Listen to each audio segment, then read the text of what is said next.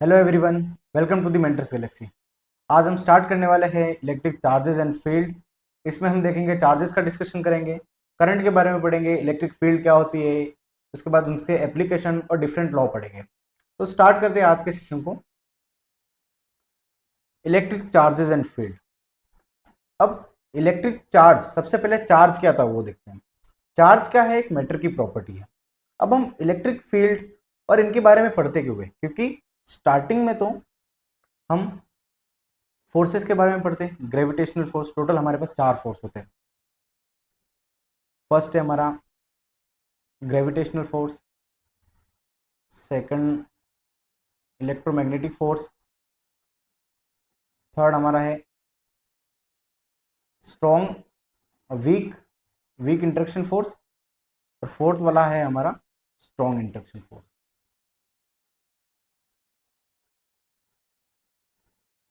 ठीक है। Gravitational force में हम जब फोर्स की वैल्यू निकालते हैं वो हमारे पास क्या आती है? G m1 m2/r²। Electromagnetic force में हम क्या डिस्कस करते हैं? Surface normal force, friction, tension force, ये सारे फोर्सेस इसमें डिस्कस करते हैं। और ये जो दोनों फोर्सेस हैं ये हम मॉडर्न फिजिक्स में पढ़ते हैं। ठीक है, इनको हम आगे देखेंगे। अब है क्या कि जब ग्रेविटेशनल फोर्स को हम पढ़ रहे थे तब क्या था हमारे पास कि ये हमारे पास कोई ऑब्जेक्ट है, इसका मास m1 है, और दूसरा ऑब्जेक्ट है, इसका मास m2 है, और इन दोनों के बीच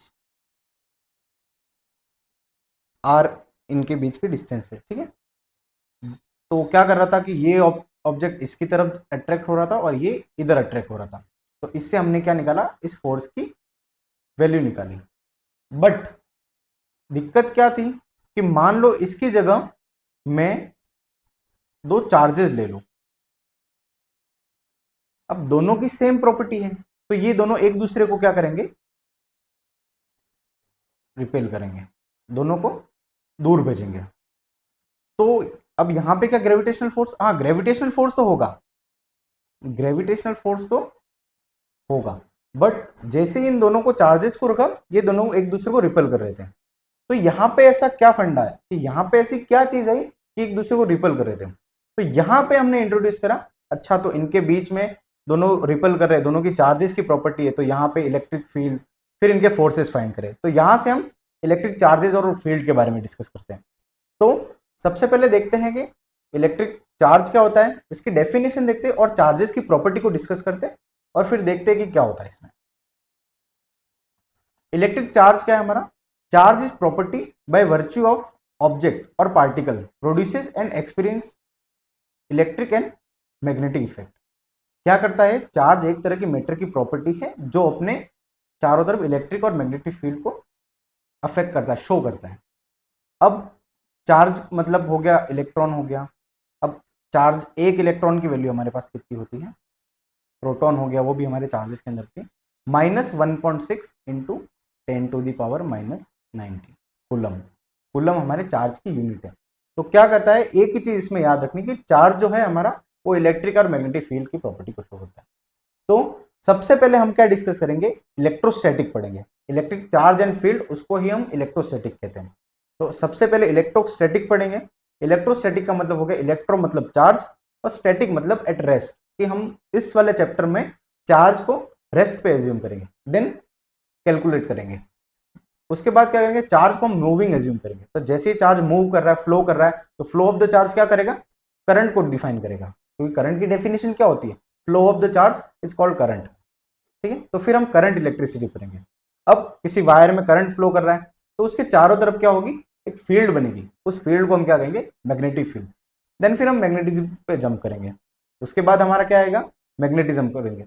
मैग्नेटिज्म होने के बाद इलेक्ट्रिक और मैग्नेटिक दोनों ईएम थ्योरी को पढ़ेंगे। ठीक है, तो सबसे पहले चार्जेस की प्रॉपर्टी देखते हैं। Property of charge.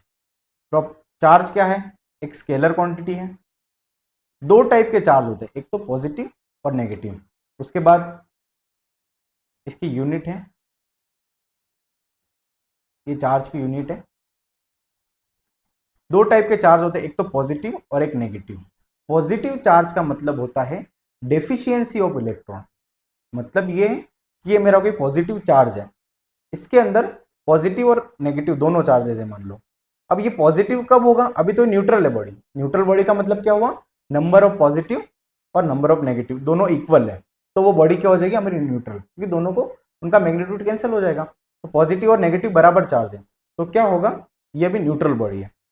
मैं इसमें से इलेक्ट्रॉन को निकाल देता हूं, मान लो इसमें 10 पॉजिटिव चार्ज और 10 नेगेटिव चार्ज है, इसमें से मैंने 5 इलेक्ट्रॉन निकाल दिए, तो नंबर ऑफ चार्जेस की वैल्यू किसकी ज्यादा है, पॉजिटिव की, तब इलेक्ट्रॉन को इसने निकाल दिया, तब ये चार्ज क्या हो गया मेरा, पॉजिटिव चार्ज हो गया। तो इसको हम क्या कहेंगे, डेफिशिएंसी ऑफ इलेक्ट्रॉन, मतलब इलेक्ट्रॉन को निकालना। नेगेटिव चार्ज का मतलब होता है excess of electron, excess of electron मतलब चार्ज को ग्रहण करना, चार्ज को लेना। सेम अगर इसमें 10 पॉजिटिव है 10 नेगेटिव चार्जेस है, ठीक है, इसमें से अगर मैं 2 नेगेटिव और ऐड कर दूं तो नेगेटिव चार्जेस की वैल्यू ज्यादा हो जाएगी, देन हम इसको क्या कहेंगे, ये हमारा नेगेटिव चार्ज है।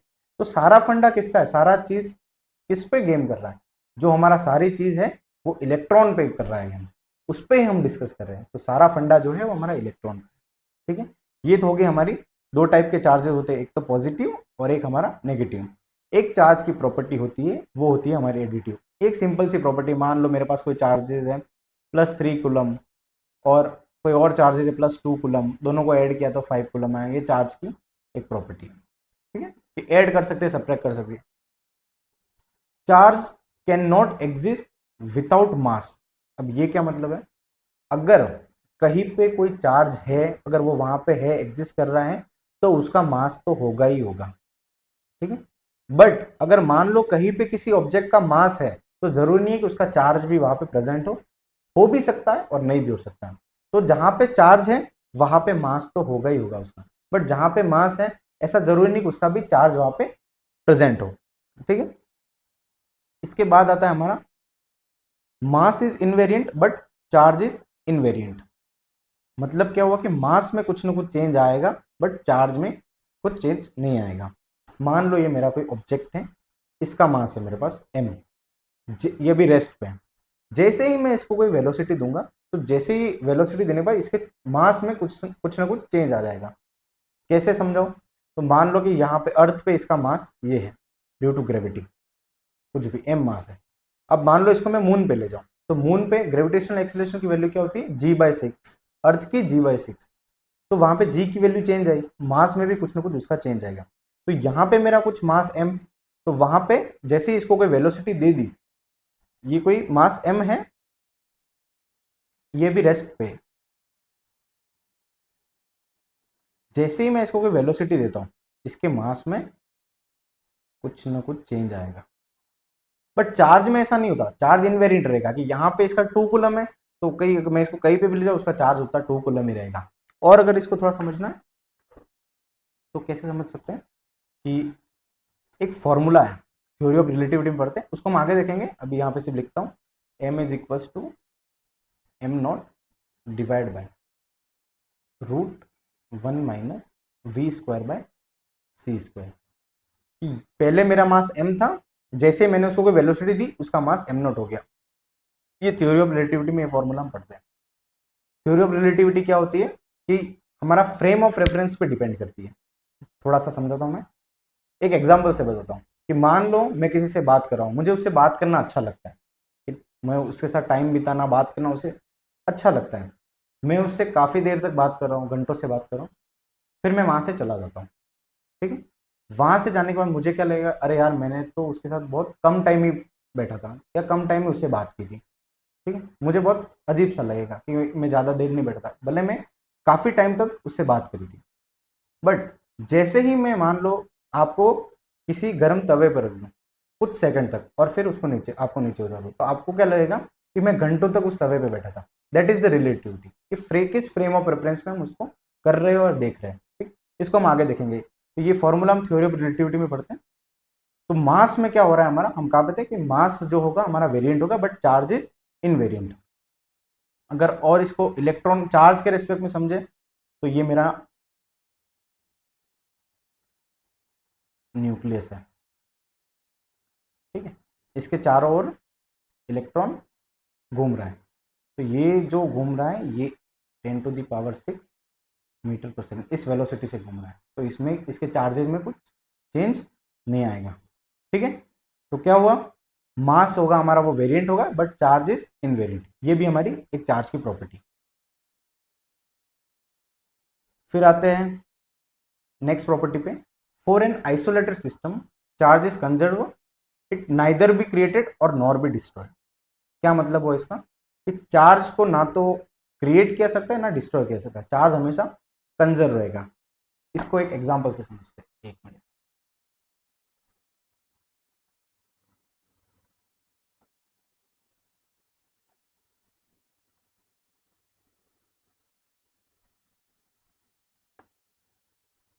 ठीक है,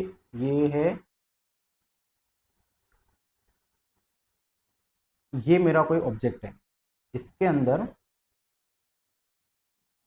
मान लो दो बॉडी रखी हुई है, एक तो ए बॉडी और एक हमारा बी बॉडी। ठीक है, इसका जो चार्ज है वो है हमारा +3 कूलम और इसका जो चार्ज है हमारा वो है +2 कूलम।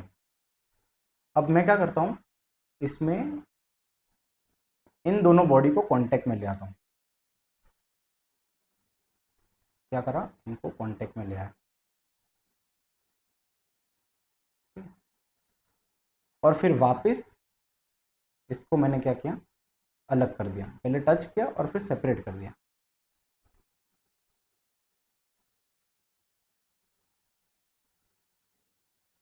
ये हमारी बी बॉडी। ठीक है, अब यहाँ पे मान लो 4 कूलम, तो यहाँ पे मेरा चार्ज कितना होगा। ठीक है, कितना होगा कि जब कोई बॉडी है, कोई आइसोलेटेड सिस्टम में, मैंने उसको दो बॉडी है, ए बॉडी बी बॉडी, ए पे मेरा +3 क्यू चार्ज है और बी पे मेरा +2 क्यू चार्ज है। दोनों बॉडी को मैं कांटेक्ट में लाता हूँ और देन सेपरेट कर देता हूँ, तो ए बॉडी पे मेरा 4 क्यू चार्ज आ जाता है, तो बी पे कितना होगा, क्योंकि दोनों का ऐड करेंगे जब टच किया दोनों को, तो टोटल चार्ज हमारा 5 क्यू है, तो आएगा 5 क्यू ही आएगा टोटल उसका ऐड करने में। तो यहाँ पे मेरा जो चार्ज है वो कितना आ जाएगा, 1 क्यू, क्योंकि 4 और 1 5, क्योंकि यहाँ पे 3 + 2 5 हो रहा था।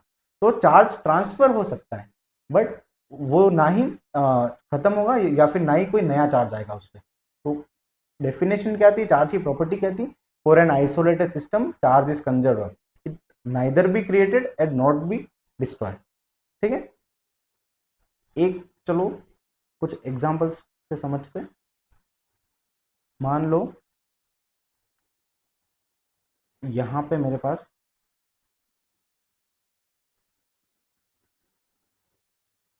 एक बॉडी है। ठीक है, ये बॉडी मेरी न्यूट्रल है। क्या है मेरी बॉडी, है न्यूट्रल।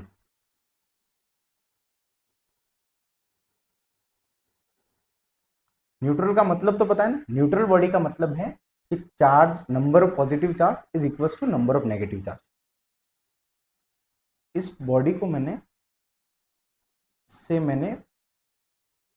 5 इलेक्ट्रॉन रिमूव कर दिए। क्या कर दिए, रिमूव। तो अब क्या होगा कि इसमें कितने चार्जेस रह जाएंगे। सबसे पहले मेरे पास न्यूट्रल बॉडी थी, मतलब number of positive charges is equal to number of negative charges. उसमें से मैंने 5 इलेक्ट्रॉन निकाल दिए, मतलब नंबर ऑफ पॉजिटिव जितने थे उतने नंबर ऑफ नेगेटिव थे। तो इसमें अब कितने बचेंगे, +5 इलेक्ट्रॉन, क्योंकि नेगेटिव निकाल दिया मैंने। अब इसकी मैक्सिमम वैल्यू कितनी होगी, पॉजिटिव चार्जेस की होगी। तो 5 नेगेटिव थे, 5 पॉजिटिव थे, 5 इलेक्ट्रॉन में निकाल दिया, तो इसमें कितने पॉजिटिव चार्ज बचे। अगर मान लो एक और मैंने बॉडी ली, इसमें से मान लो ये भी न्यूट्रल है, सेम न्यूट्रल, इसमें से मैं 7 इलेक्ट्रॉन रिमूव कर देता हूँ वापस। तो इधर कितने बचेंगे, +7, क्योंकि 7 इलेक्ट्रॉन यहां से निकाल दिए, तो पॉजिटिव चार्ज ही बचेंगे। एक और एग्जांपल देखते हैं कि इसमें से वापस कोई न्यूट्रल बॉडी ली मैंने और इसमें से मैंने 2.5 इलेक्ट्रॉन रिमूव कर दिए। कितने? 2.5 इलेक्ट्रॉन। तो अब इधर कितने इलेक्ट्रॉन, कितने पॉजिटिव चार्ज बचेंगे? अगर देखें तो इससे पहले क्या कर रहे थे, 5 इलेक्ट्रॉन निकाले तो पॉजिटिव चार्ज 5 बचे। अब मैंने 2.5 इलेक्ट्रॉन निकाल दिए, तो क्या हम ये लिखेंगे प्लस 2.5 पॉजिटिव चार्ज। अब ये सही है या गलत है? ये गलत है, क्योंकि मैं चार्ज को 0.5 दो चार्ज निकाला और 0.5 आधा चार्ज और निकाला, क्योंकि चार्ज को से तोड़ मरोड़ के थोड़ी कर सकते हैं। तो ये कंडीशन क्या होगी? गलत होगी। मतलब क्या हुआ, यहाँ से क्या निकला कि डेसिमल नंबर पे नहीं काम कर रहा है, ये क्या कर रहा है, इंटीजर वैल्यू पर ही काम कर रहा है। तो चार्ज जो है हमारा किस फॉर्म में होता है? इंटीजर की फॉर्म में होता है। जो चार्ज की जो वैल्यू होगी, जितने चार्ज निकाल रहे, जितने चार्ज दे रहे, वो इंटीजर की फॉर्म में होगी। तो हमारा सीक्वेंस कैसा बन जाएगा?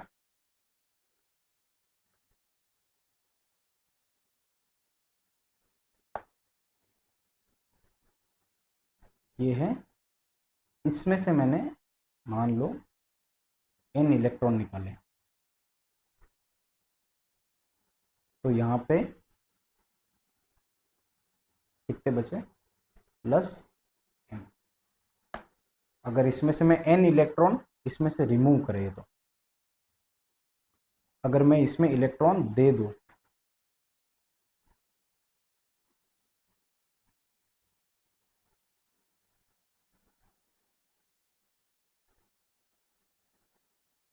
तो इस बार रिमूव नहीं करे, इस बार इलेक्ट्रॉन दिए, तो क्या बचेंगे? अब नेगेटिव चार्ज इस बार इलेक्ट्रॉन में दे रहा हूं, तो अब नेगेटिव चार्ज की वैल्यू ज्यादा हो जाएगी, तो क्या होगा? माइनस एन ही आएगा। तो हमारा चार्ज किस फॉर्म में आया? एक इंटीजर की फॉर्म में है। तो हमारा चार्ज क्या बोल रहे हैं हम? क्वांटाइज है। तो हमारी चार्ज की एक प्रॉपर्टी क्या हुई? क्वांटाइज। तो यहां से जो चार्ज होगा उसको क्या लिखेंगे? Plus minus N E. जो एन है वो हमारा इंटीजर है और ई जो है हमारे चार्ज की वैल्यू है 1.6 into 10 to the power minus 19 coulomb. एक बार वापस समझो कि ये मेरी कोई बॉडी है, ये न्यूट्रल है, ऑब्जेक्ट है। न्यूट्रल का मतलब है number of positive charge is equal to number of negative charge. इसमें से मैंने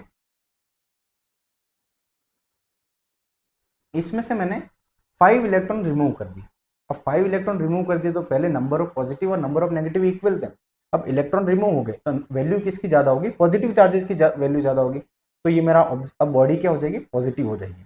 अब जैसे ही उसमें मैं 7 इलेक्ट्रॉन निकाले तो भी सेम आ रहा था आंसर, मतलब पॉजिटिव मिल रहा था। तो जो मुझे आंसर मिल रहा था वो एक इंटीजर की फॉर्म में मिल रहा था। बट जैसे मैं पॉइंट की फॉर्म में, डेसिमल की फॉर्म में चार्जेस निकाल रहा हूँ, दैट इज नॉट पॉसिबल। तो हमारा चार्ज जो होगा वो एक क्वांटाइज होगा, और जो हमारा जितने इलेक्ट्रॉन दे रहे निकल ले रहे हैं वो हमारे इंटीजर की फॉर्म में होगी।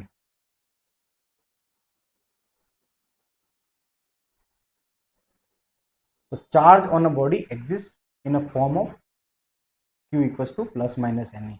जो हमारा n जो है वो है हमारा इंटीजर और E है हमारा value of charge 1.6 into 10 to the power minus 19 coulomb. ठीक है, चलो एक क्वेश्चंस को देखते हैं। Find whether charge on a body plus 3.2 into 10 to the power minus 20 coulomb it's possible. क्या है कि हमें पास चार्ज की वैल्यू दे रखी है 3.2 into 10 to the power minus 20। अब पूछ रहे हैं पॉसिबल होगा कि नहीं इस बॉडी पे चार्ज। अब अभी मैंने बोला कि डेसिमल नंबर नहीं है तो नहीं करेगा ऐसा। तो मैंने ये बोला चार्ज की वैल्यू है जो डेसिमल नंबर में नहीं, मैंने बोला था एन जो होगा वो इंटीजर होगा। तो बाय कैलकुलेशन क्या पता एन इंटीजर मिल जाए, तो इसको कैलकुलेट करना नहीं कि ये देख के कि 3.2 है तो अच्छा ये तो ऐसा होगा नहीं। तो हमारा फॉर्मूला क्या है? Q is equal to N E. तो Q की वैल्यू दे रखी है हमारे पास 3.2 into 10 to the power minus 20 is equal to N हमें निकालना है।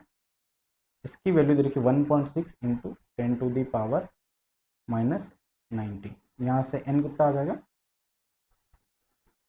n is equal to 3.2 into 10 to the power minus 20 divide by 1.6 into 10 to the power minus 90। यहाँ से n को अगर कैलकुलेट करें तो 2 divide by 10 is equal to 0.2। तो ये क्या आ रहा है 0.2। तब इस 0.2 इलेक्ट्रॉन हम निकाल सकते हैं क्या? तो ये चार्ज होगा इस बॉडी पे पॉसिबल नहीं होगा। ठीक है, नेक्स्ट क्वेश्चन पे आते हैं। इस बार सेम चार्ज दे रखा है, बस पावर अलग है। Q is equal to plus N E. Q दे रखा है 3.2 इंटू 10⁻⁻18 दे रखा है इस बार। अब n की वैल्यू हमें फाइंड करनी है और चार्ज की वैल्यू 1.6 इंटू 10⁻⁻19। यहाँ से अगर n फाइंड करेंगे 3.2 इंटू 10⁻⁻18 डिवाइड बाय 1.6 इंटू 10⁻⁻19। ये कितना हो जाएगा? n इज इक्वल टू 2, ऊपर पावर हो जाएगी मल्टीप्लाई 90 माइनस 18 प्लस 19 तो 10 बचेगा। ये कितना है 20। तो ये जो है हमारा इंटीजर के फॉर्म में आ रहा है, तो ये वाला जो चार्ज होगा इस बॉडी पे पॉसिबल हो जाएगा।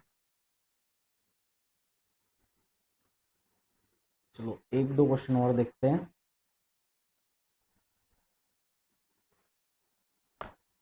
एक क्वेश्चन मैं आपके लिए छोड़ता हूँ, 4.8 इंटू 10⁻⁻20। सेम क्वेश्चन है, इसको चेक करना आप कूलम। अगर एक क्वेश्चन में ये देखूं कि मैंने बॉडी से 20 इलेक्ट्रॉन निकाले, ठीक है, तो इस बार बताना है कि चार्ज कितना होगा। तो कितने 20 इलेक्ट्रॉन कैन रिमूव। तो हमें किसकी वैल्यू फाइंड करनी है? चार्ज की वैल्यू फाइंड करनी है। तो चार्ज तो हमें निकालना है, 20 इलेक्ट्रॉन निकाले तो n की वैल्यू हमें दे रखी है कितनी है 20 इंटू ई 1.6 इंटू 10⁻⁻19 कूलम। यहाँ से Q कितना आ जाएगा 3.2 इंटू 10⁻⁻19। हाँ मतलब एग्जिस्ट करता है। तो जो हमारा n जो है वो इंटीजर की फॉर्म में आ रहा है। ठीक है, तो चार्ज जो होगा वो हमारा इंटीजर की फॉर्म में ही होगा। चार्ज की एक प्रॉपर्टी होती है कि अगर सेम सेम प्रॉपर्टी है तो दोनों चार्ज रिपल करेंगे, और एक पॉजिटिव एक नेगेटिव है तो अट्रैक्ट करेंगे। ठीक है, तो हमने क्या क्या देखा आज? सबसे पहले इलेक्ट्रोस्टैटिक को समझा कि इलेक्ट्रिक फील्ड जो होती है हमारा इलेक्ट्रो यानी चार्ज और स्टैटिक यानी एट रेस्ट। तो रेस्ट पे चार्ज को रख के हमने इलेक्ट्रोस्टैटिक को इलेक्ट्रिक फील्ड को डिस्कस करेंगे हम।